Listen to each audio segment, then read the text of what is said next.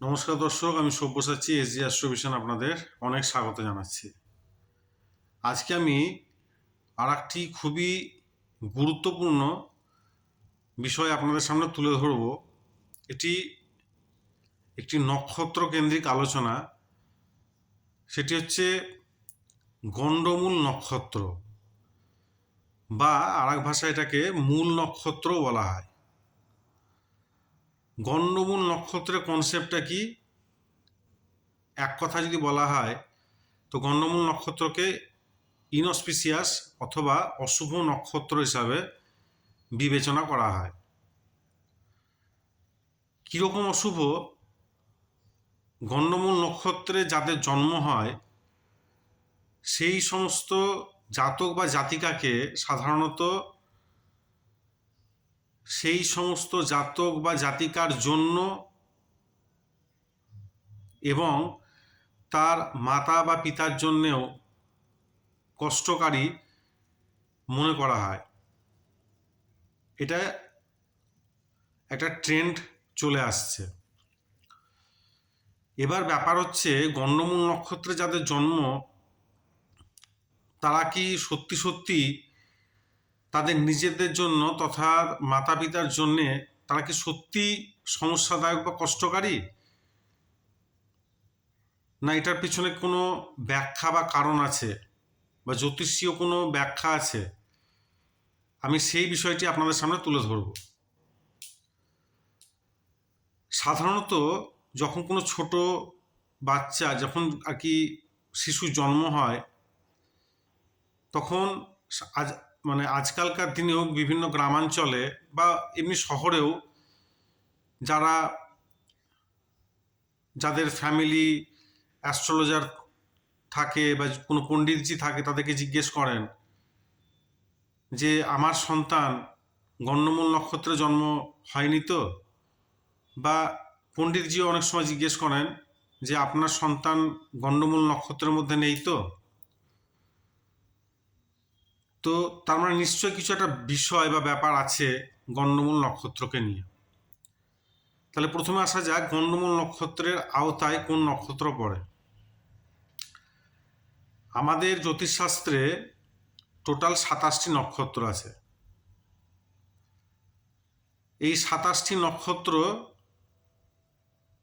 যে অধিপতি, মানে কেতুর 3টি নক্ষত্র, শুক্রের 3টি নক্ষত্র, এমনি এমনি এইভাবে 9টি প্ল্যানেটের 3টি করে নক্ষত্র আছে। টোটাল 27টি নক্ষত্র। এর মধ্যে 6টি নক্ষত্রকে অশুভ বলে জ্যোতিষশাস্ত্রে মনে করা হয়। সেই 6টি নক্ষত্র হচ্ছে কেতুর 3টি নক্ষত্র এবং বুধের 3টি নক্ষত্র। অর্থাৎ টোটাল 6টা নক্ষত্রকে অশুভ বলে চিহ্নিত করা হয়। কেতুর 3টে, অশ্বিনী নক্ষত্র, মঘা নক্ষত্র এবং মূলা নক্ষত্র, এবং বুধের 3টি নক্ষত্র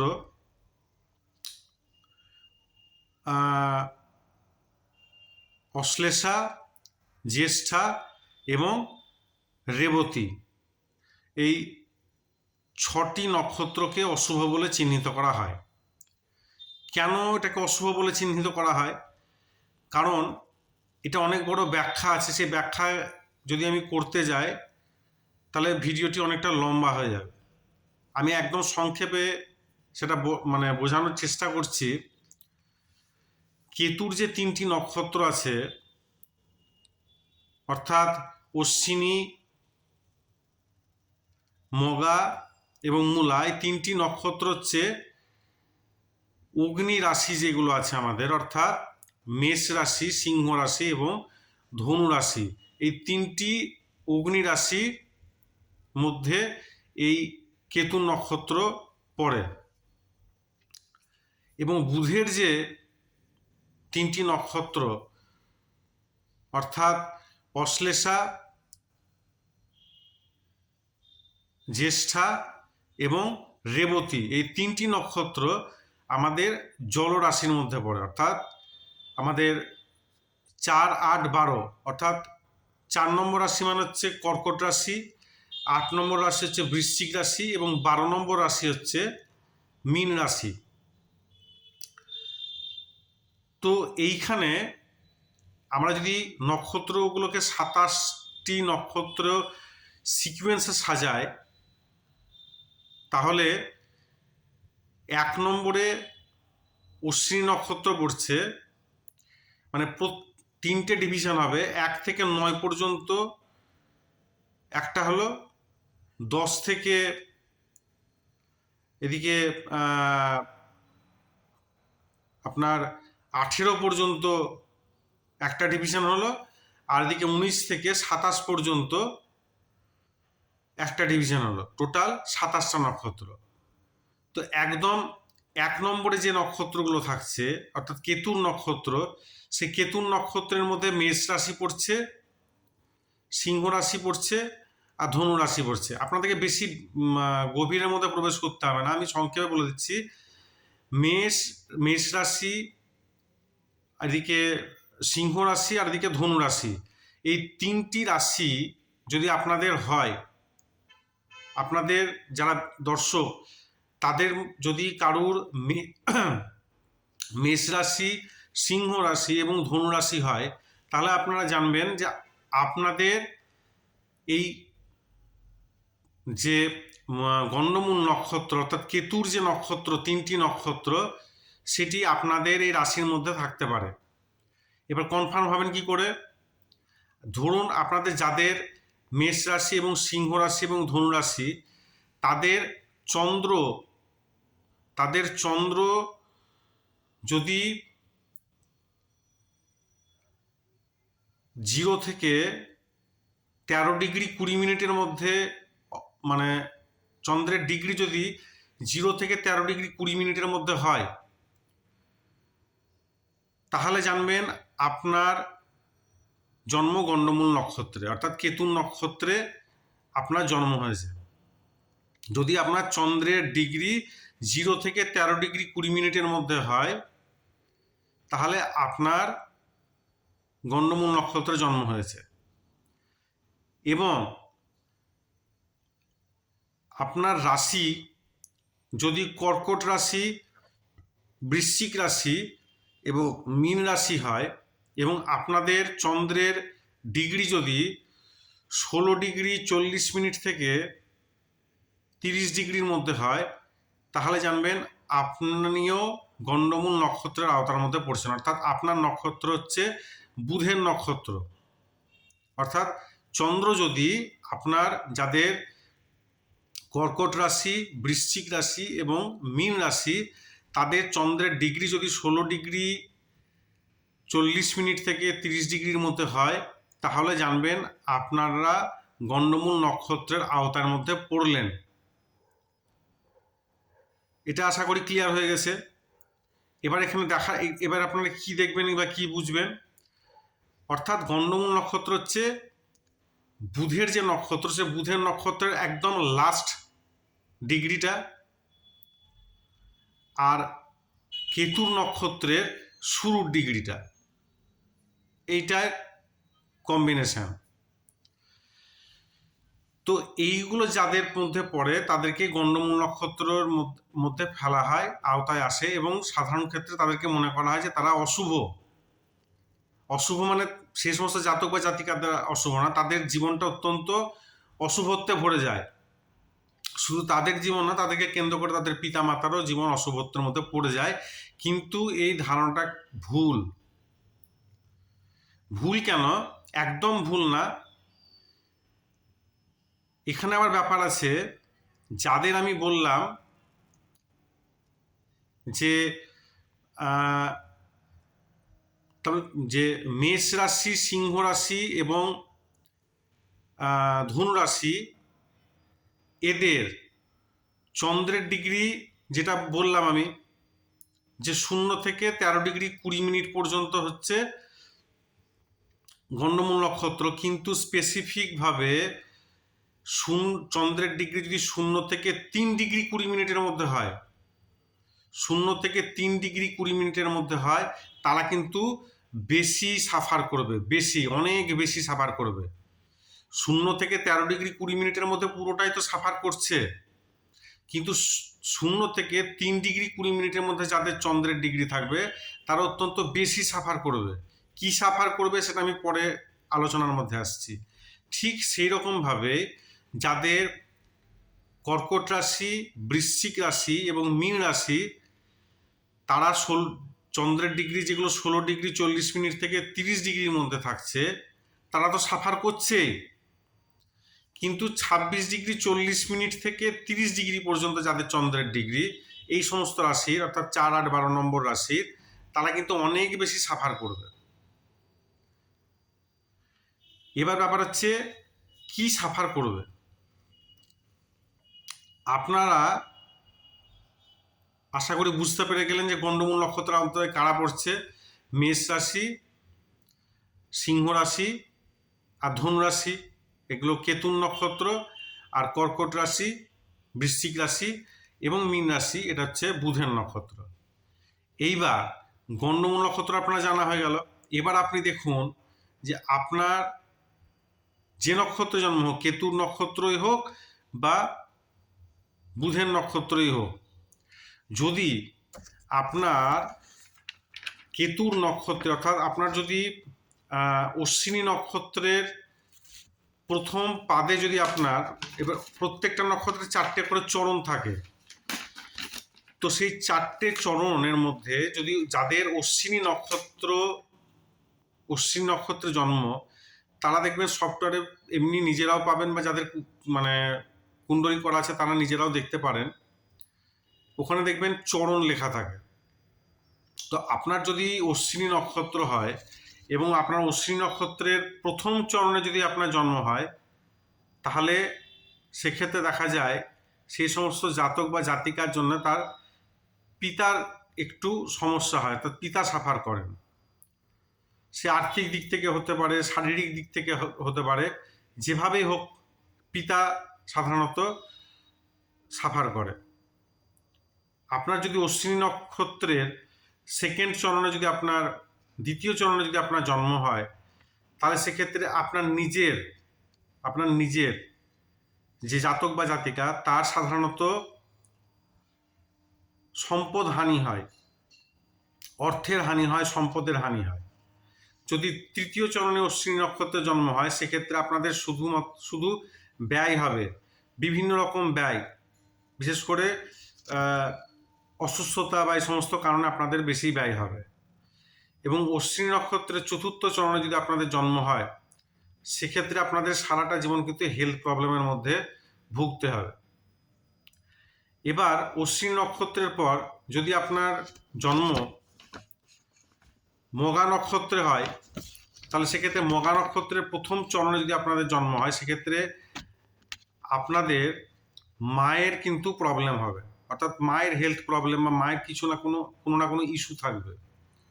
যদি আপনার মঘা নক্ষত্রের দ্বিতীয় চরণে জন্ম হয়, তাহলে সেক্ষেত্রে আপনার পিতার সমস্যা হবে। যদি আপনার মঘা নক্ষত্রের তৃতীয় বা চতুর্থ চরণে জন্ম হয়, তাহলে সেক্ষেত্রে আপনাদের জন্য সেটা ভালো, শুভ, মানে আপনারা জীবনে অনেক প্রোগ্রেস করবেন। তাহলে এখানে আপনারা বুঝতে পারলেন এখানে একটা ভালো দিক। এবার যদি আপনার মূলা নক্ষত্রে জন্ম হয়, সেক্ষেত্রে মূলা নক্ষত্রের প্রথম চরণে জন্মগ্রহণ করলে আপনার দেখা যাবে পিতা এবং মাতার সমস্যা, সেটা যে কোনো প্রকারের সমস্যা হতে পারে, কিন্তু পিতা এবং মাতা দুর্ভোগ করেন আর কি। যদি আপনার মূলা নক্ষত্রের দ্বিতীয় চরণে জন্ম হয়, তাহলে সেক্ষেত্রে স্পেসিফিকভাবে আপনার মাতার কিন্তু সমস্যা হবে। যদি আপনার মূলা নক্ষত্রের তৃতীয় যদি আপনার জন্ম হয়, সেক্ষেত্রে আপনার মাতা পিতার মানে ওয়েলথ অর্থাৎ সম্পত্তি, অর্থ, এই সমস্ত ক্ষেত্রে আপনার সমস্যা হবে। মূলা নক্ষত্রের চতুর্থ চরণে জন্ম হলে এটা আপনার জন্য শুভ, অর্থাৎ আপনি জীবনে প্রোগ্রেস করতে পারবেন। এবার বুধের নক্ষত্রে চলে আসি। বুধের নক্ষত্র যদি আপনার অশ্লেষা নক্ষত্র হয়, অশ্লেষা নক্ষত্রের প্রথম চরণে যদি জন্ম হয় আপনার, তাহলে সেক্ষেত্রে আপনার কোনো সমস্যা নেই, আপনার সব ভালো হবে। অশ্লেষা নক্ষত্রের দ্বিতীয় চরণে যদি আপনার জন্মগ্রহণ করা হয়, সেক্ষেত্রে আপনার পিতার সম্পত্তি ক্ষয় বা সম্পত্তি সংক্রান্ত সমস্যা দেখা যাবে। অশ্বিনী নক্ষত্রের তৃতীয় চরণে যদি আপনার জন্ম হয়, তাহলে সেক্ষেত্রে মায়ের সমস্যা হবে। অশ্বিনী নক্ষত্রের চতুর্থ চরণে যদি আপনার জন্ম হয়, তাহলে আপনার পিতার প্রবলেম হবে, সেক্ষেত্রে। এবার আপনি চলে আসুন বুধের আর একটি নক্ষত্র, সেটি হচ্ছে জ্যেষ্ঠা নক্ষত্র। জ্যেষ্ঠা নক্ষত্রে আপনার যদি জন্মগ্রহণ হয়, সেক্ষেত্রে আপনার বড় ভাই যদি থেকে থাকে, তো সেই বড় ভাইয়ের সমস্যা হবে। জ্যেষ্ঠা নক্ষত্রের দ্বিতীয় চরণে যদি আপনার জন্ম হয়, তাহলে সেক্ষেত্রে আপনার যদি ছোট ভাই থেকে থাকে, তাহলে সেই ছোট ভাইয়ের সমস্যা হবে। জ্যেষ্ঠা নক্ষত্রের তৃতীয় চরণে জন্মগ্রহণ করলে আপনার মাতা পিতার সমস্যা হবে। এবং জ্যেষ্ঠা নক্ষত্রের চতুর্থ চরণে যদি আপনার জন্ম হয়, সেক্ষেত্রে কিন্তু আপনার নিজস্ব সমস্যা তৈরি হবে, সেলফ প্রবলেম তৈরি হবে। তবে জ্যেষ্ঠা নক্ষত্রের প্রথম এবং দ্বিতীয় চরণে আপনার নিজস্ব কোনো সমস্যা হবে না, আপনার নিজের ভালো হবে, আপনার নিজের কিন্তু ভালো হবে। এবার জ্যেষ্ঠা নক্ষত্রের পরে আপনি যদি রেবতী নক্ষত্রে আসেন, রেবতী নক্ষত্রের প্রথম চরণে যদি আপনার জন্মগ্রহণ হয়, শুধু প্রথম না, প্রথম দ্বিতীয় এবং তৃতীয় চরণে যাদের জন্মগ্রহণ হবে, তাদের জন্য কিন্তু এই গণ্ডমূল নক্ষত্র অনেক শুভ ফল প্রদান করবে, অর্থাৎ আপনারা জীবনে অনেক প্রোগ্রেস করতে পারবেন, উন্নতি করতে পারবেন। কিন্তু চতুর্থ চরণে যদি আপনার জন্মগ্রহণ হয়, সেক্ষেত্রে আপনাদের কিন্তু মাতা পিতার সমস্যা কিন্তু দেখা যাবে। সেটা হেলথ প্রবলেম হতে পারে, আর্থিক সমস্যা হতে পারে, কিন্তু সমস্যা কিন্তু দেখা যাবে। অর্থাৎ আপনারা দেখবেন এই জিনিসটা পরীক্ষা করে, যে যাদের বুধের নক্ষত্রের শেষ দুটো চরণে যাদের জন্ম হয়েছে, তাদের সব থেকে বেশি সমস্যা, এবং কেতুর নক্ষত্রে যাদের জন্ম, তাদের প্রথম দুটো চরণে যাদের জন্ম হয়েছে, তাদের বেশি সমস্যা। তার কারণটা কি?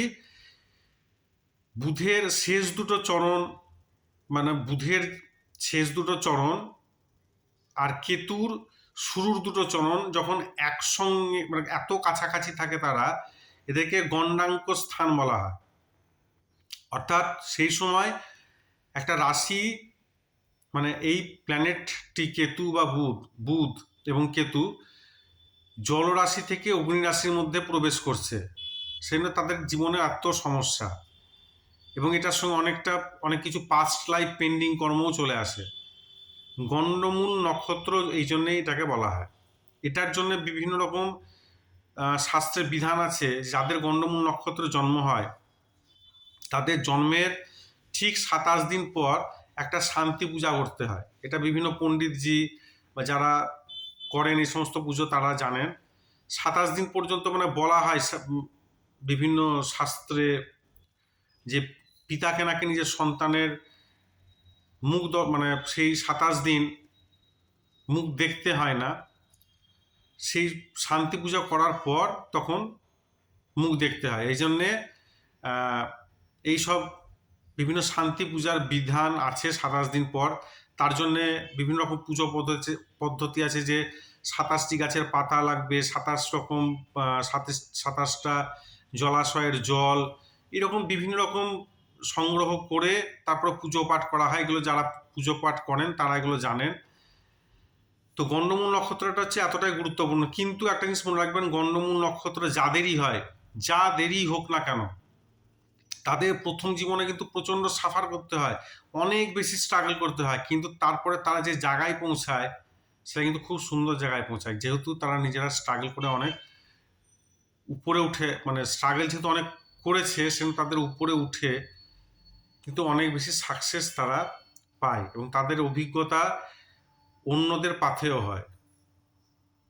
আশা করি ভিডিওটি আপনাদের ভালো লাগবে। একটু জটিল বা একটু কঠিন ব্যাপার এটার মধ্যে আপনাদের লাগতে পারে। ভিডিওটি বারবার দেখুন, তাহলে বুঝতে পারবেন। যদি জ্ঞানবর্ধক হয়ে থাকে অবশ্যই লাইক করবেন, শেয়ার করবেন এবং সাবস্ক্রাইব করবেন। অনেক অনেক ধন্যবাদ, ভালো থাকবেন।